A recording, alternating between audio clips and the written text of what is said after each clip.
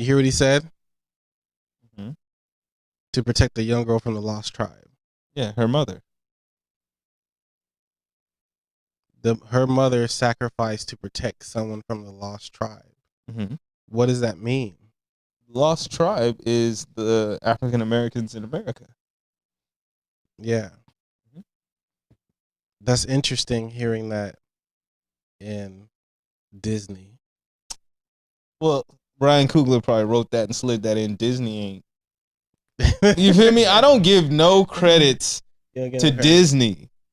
Disney Yeah. ain't, you know, Ryan Coogler sneaking some shit in because he one of us. Mm-hmm. But I don't give none of that. No, Disney ain't get no ethnic credits in this movie to me. Yeah. I give Disney nothing. They collecting too much of a paycheck. They paid for this to happen. You know, Mm-hmm. their only thing is profit. They are trying to make money off of our melaninated skin. Mm. That's how I feel. 100%. Yo, I just think it's so relevant that in the times we're in, he would say protecting a girl from the lost tribe, Oh yeah. given the recent comments of Kyrie and the not comments, but the status that he shared or whatever, that controversy. Yeah, but Because that's like general enough to get away with. yeah, yeah, the lost tribe is general enough. Yeah. I feel like Like it it's could be anything. yeah, yeah. I feel like it's general enough, but it's also like profound to say because Mhm. if someone starts researching that, like, what does he mean the lost tribe? Like, why is he calling this American girl part of the lost tribe? So that's I what don't. makes it resonate, and like a little bit of truth makes the lie go down. A little bit of truth makes a lie go down. Yeah, a lot easier. What does that mean? It means like you know, even in Disney's attempt to bring us Black Panther, there's going to be truth in there, but the lie is that the movie itself is like a step forward for Black people, helps Black people, or does anything for our situation. It does something for Disney's bottom line, but it Yeah. doesn't really do anything for us. But I do like the cultural appropriation. I do like the look and the feel of the movie, and it doesn't change away from the entertainment aspect. Mm-hmm. It's just it is what it is, Mm-hmm. you know. I think it's a great invitation to enjoy other cultures Mhm. from appropriately, right? Not exploitatively. Um, sort of. I don't know. Maybe that's to be determined, right? Mm-mm. Like, like when you make money, you don't just you have things that make money to make money, but then you want to make money to do good. So it's like, what good has come about from making all of this money?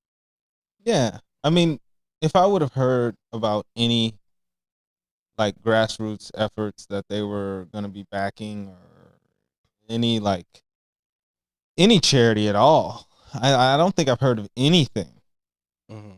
Like not even the Chadwick Boseman Foundation or something. Yeah. I haven't heard of anything that has came out of the production of this movie that is supposed to be in response to this real human who died and played, many other roles phenomenally, but this is the role that he, is getting highlight for. So where is the contribution back to real life? And if they are doing something great, I would want that at the forefront more than, you know, Yeah. anything else. Well, why isn't that a part of the marketing? Yeah, there's an opportunity there for them to engage with the community and a level of opportunity. And that can be through STEM, through science, through education opportunities, through getting in more filmmakers, writers, directors, creatives. There's different programs that could have been maybe created from this in honor of Chadwick. And maybe there are, shoot, maybe there are, but it would be nice if they stated that Yeah. or promoted that. Yeah. Because it's good when people go with intention to go celebrate the life of someone, to go, you know what I mean, even in entertainment, it's good to go with intention of knowing your purpose. And I'm just gonna play this scene again right now because he said her father would have killed that girl. Mm-hmm. And if you watch Black Panther 1, like he kind of didn't have to kill his brother. He did not. That was like straight up. That was you almost can say the villain of Black Panther 1 was T'Challa's father. Yeah. Because I know his homie had revealed that I've been following you the whole time. I've been your nigga, but I'm been the real nigga of Wakanda. You know what I'm saying? And that enraged him to attack him. But then that provoked his brother to put claws in his chest. In his chest. Like, that's a bit much. And you're super juiced on that serum. Yeah. I don't know. Maybe there's a plot line. I just thought that was not worthy of the crime, right? Yeah. Maybe if, like, he was about to throw a homie out the window or some slip happened or, like, honestly, I think in the comics they would have, like, took the nigga back to Wakanda. Yeah. They would have just took him back to him and his child back to Wakanda. Mm-hmm. And it'd be the end of it. Yeah. What could he have really done anyway? So his dad, the T'Chaka's death was kind of karma. He was murdered because it seemed like he had done a couple of bad things in his reign as king. Yeah, T'Chaka was maybe his decisions as he was an anti-hero. He was Namor before T'Challa. Bruh, I'm saying, yeah. That's what I'm saying. There's conflict, right? See, T'Chaka and Namor would have been cool. Mm-hmm. If T'Chaka was still there, and Namor popped up like coming up out the sea, like, let's get these surface dwellers. Mm-hmm. Hey, I think it'd have been a whole different MCU. Yeah. That is one thing I'm a little bit remorsed on, is that they didn't meet in the first introduction of Namor. I feel like awesome. Yeah, I feel like that would have been, and you could have kept a lot of that same plot. Maybe have it be about someone else transitioning, or even more so about him being king, because his father transitioned. Then the events of Black Panther 2 happened like a week after. Mm-hmm. Mm-hmm. So you really didn't see him as king that often, or dealing with the UN sanctions. And I don't think I think Angela Bassett was more of a king than anybody. Yeah, she handled out the whole series so far. Yeah. Anybody who's ruled Wakanda, she was like, "Look, I'm gonna actually do the job." Mm-hmm. But that's what he would have done. Like, she handled it the way King T'Challa would have handled it. Except he may have been there on the mission as Black Panther to handle the mercenaries. That could have been possible. But yeah, man, I just want to go over that line right there because it was such a thought-provoking thing. There's other scenes in the movie that I really, really like that kind of resonate to me. And I ate some resin earlier. You ate some resin? Yeah, got me hella high. Okay. When I lost my brother, just felt different. He suffered in silence. So what's so interesting about Namor is, like, when he threatens, he's really calm. Like, I don't think he yelled once a threat. Yeah. Well, like he calmly said, "I'm going to kill you." Yeah, he's if you confident. say my name, speak of me. Like, he was just relaxed. Like, yeah, probably like a lot like King T'Challa. Well, the thing is, when you know what you can do, when you already know. Look, think about it.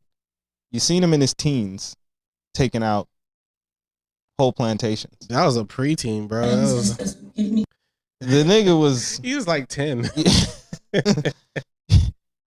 I'm saying he was just getting his footing.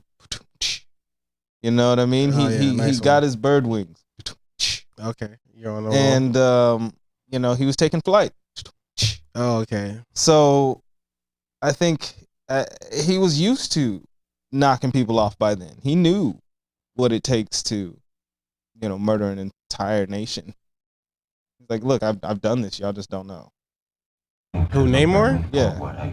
You think so? Yeah, I think he's been knocking off nations for a while. Like, there's time. First I'm Namor just saying, there's some Namors running around Arizona for sure. Arizona been had Namor. Arizona been had Namor. You don't have to say more. It's Namor. It's Namor essay. Hey. In that scene too, like even though he's 10, he can actually be a lot older, right? Because he's just really slow. Because he already had like that demeanor, like I've been leading armies and shit. Yeah. And he's only 10. Well, look. When he was born, they was worshiping him from birth, and they was like following him. His own mother was like listening to him. Yeah. And he probably got hardened through the process of being king or a leader or a god. I'm sure people have tried to kill him. Just because of that. If you were born with your family worshiping you, there's nothing more that could give a person a god complex than that. Right. Yeah. I don't think he had a god complex. I think that I think he did have one in the sense that he felt he had a god complex. No. When he threatened to murk on Wakanda, when you looking at Wakanda like peasants, dude, he was more than confident. Yeah, his confidence was level 12. So he was arrogant. He had some arrogance for his ability to. But that's Namor, bro. Yeah. That's why I love it. Not more. It's not Namor. It's no love, Namor. Yeah, they killed that. Who do you like more in their villainry, Killmonger or Namor? Namor, right? That was kind of a hard thing for me to realize too, but I agree. And I think Michael B. Jordan did a good job. Did a great job. Can't take it away from him. Yeah, and that's how good Ryan Coogler is somehow he leveled up on the villainry. You know what I mean? So that was an excellent job. Yeah, man, I just want to go over those scenes real quick and Namor or Doctor Doom. Doctor Doom. Yeah. I mean, as soon as they introduced Doctor Doom, and like, because you can say, because that's a real fight, Black Panther and Doctor Doom. That's a real fight. And I even think Doctor Doom could beat Black Panther. Yeah, no, so I would love they to do Doctor Doom. I would like him to be a very conservative type of feeling, like prejudice, but it feels a little bit racial, but it's extremely prejudiced.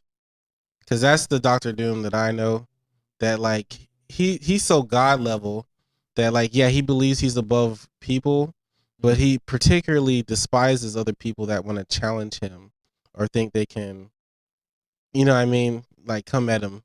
And Wakandians have that. And for him, it's like, he's like, fuck those people. And I feel like the whole continent. Again, he's almost like Namor. He definitely has this God complex, but like he's so internal with it. Any imperfection on him makes him feel less.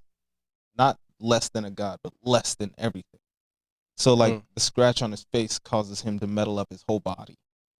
Like that's the reason why he did that. It's just one small scratch on his face. It's not even anything big. Yeah. And yet that's his vanity. That's how vain he is. And then so he's that judgmental with everything and everyone around him. And you find out in his stories, that's because of his fight and his spiritual and mystical fight to save his mother. And they never dive into that. They never dive into it's like actions. It's like one of the best stories in Marvel. It's almost like it's almost like talking about X-Men and never diving into Sinister. Yeah. It's like one of the best stories in X-Men. You're going to talk about Apocalypse. You're going to talk about X-Men. But you don't dive into Sinister. Yeah. Like, there are certain stories that we have yet to get that that make Marvel. Like the ones we got are okay. Mm-hmm. That's how I feel. Like we've gotten okay stories. We've even gotten an okay Civil War story. Was it like even would you compare the like Civil War that you know Yeah, from? but It's that's because okay. Civil War is on the level of the Infinity Stone saga, I'm and so it'll be hard to kind of like do. And even then with both the of Infinity those. Stone saga, that was okay compared to the real Infinity Gauntlet story. I think it is hard to pack in all that in like 2 to 3 hours of like watch time. Bro, they had how many movies? Like They had two. They had part 1, part 2, so really 6 hours, right? They had not just those movies. They had all the other movies that led up to and built up to it. You could have easily found a way to have him on his own planet and had Adam Warlock already introduced, and then have Gamora already up there and shown Gamora being turned into ribbons. And the crazy whimsicalness of the Marvel Universe was not shown throughout the first Infinity Saga. And they purposely did that to try to bring you on board, like, you know, have some sense of reality, and now we're gonna move, you know, onboard you, and I'm with that. But they surely do when it comes to every story they try to give you. They water it down way hard, and we're not at the point yet where people feel it's okay to truly just do a crazy ass fucking comic book story. Like, who cares? Like, let's unapologetically have this motherfucker jump out into the street with condiments as weapons, and his name is Condiment King, and Batman has to stop this motherfucker. Like, you want to see a Condiment King? Hell yeah. Yeah, you down? Go watch the Condiment King. Look here, if you do these things in the right way, they will make sense in their respective universes for who they are. When you look at how stupid a Condiment King is, and then you understand his mental issue and what causes him to be, because he's in a world full of superheroes and supervillains. And really, the whole reason of Condiment King is he needs a thing to feel adequate. And that's what he gravitates towards.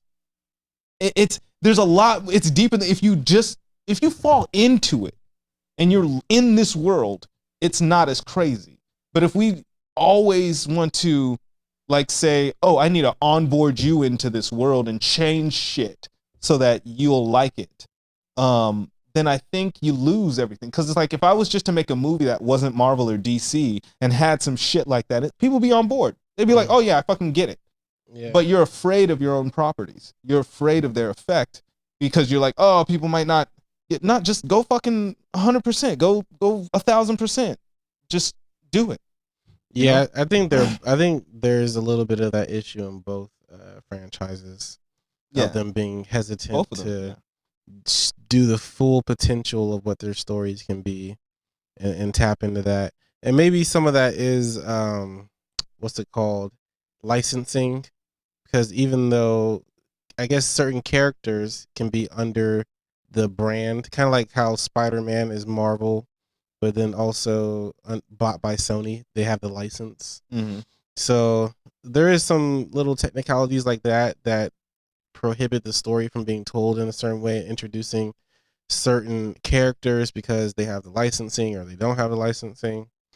I think they should get on board with some continuity though, between how the comic books were written, how the animations were presented, and then even some of the video games I think can be brought in as some canon to it.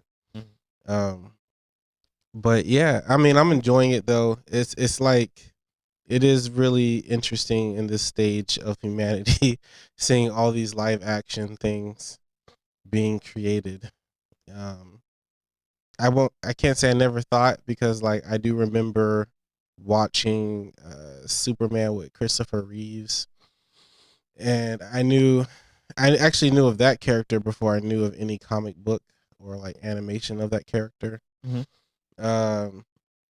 So it's interesting now also to see characters that were created like within this decade in comics come to live screen, like Miss Marvel and Miles Morales, and ones that are kind of newer within the last couple decades. Yeah.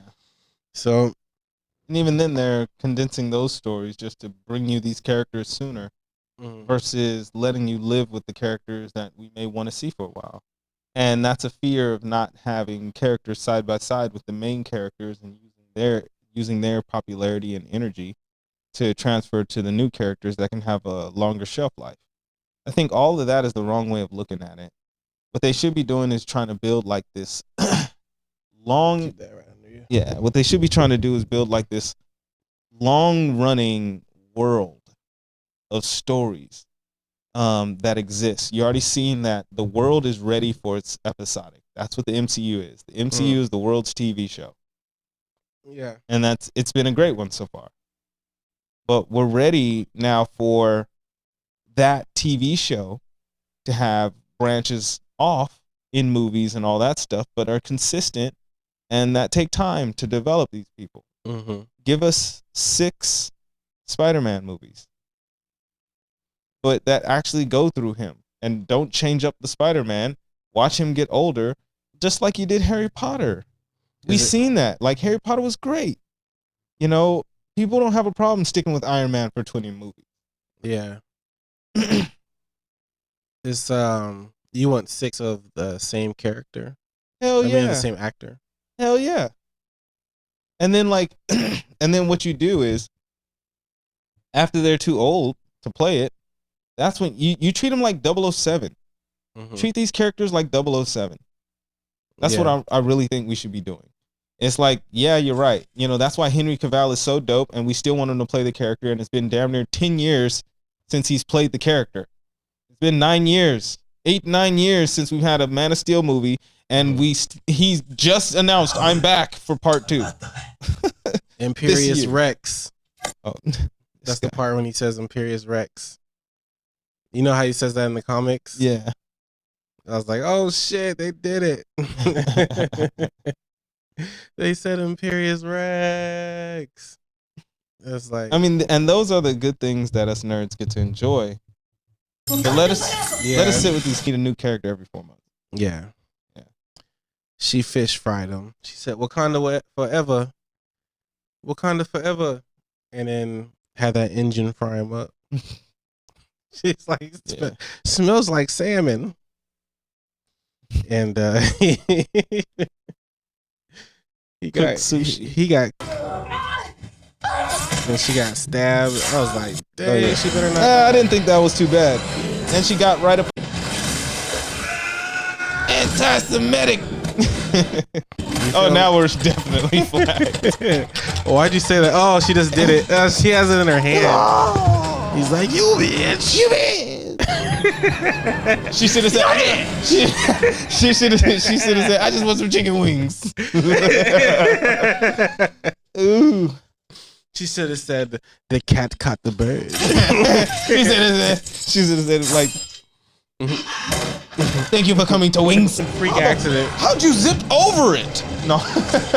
Someone snatched his ear off his head or something. Hell yeah. But cool, man. I gotta roll. Thank you for tapping in with me. I gotta roll too. Roll up another blunt. And we gonna skedaddling. Thanks everybody for tapping in, watching us. Make sure you go watch EarlAlex. Hey, make sure you go tap in with Song Lab. Make sure you tap in with everything going on. Cactus Roots Records. Cactus Roots. Woo!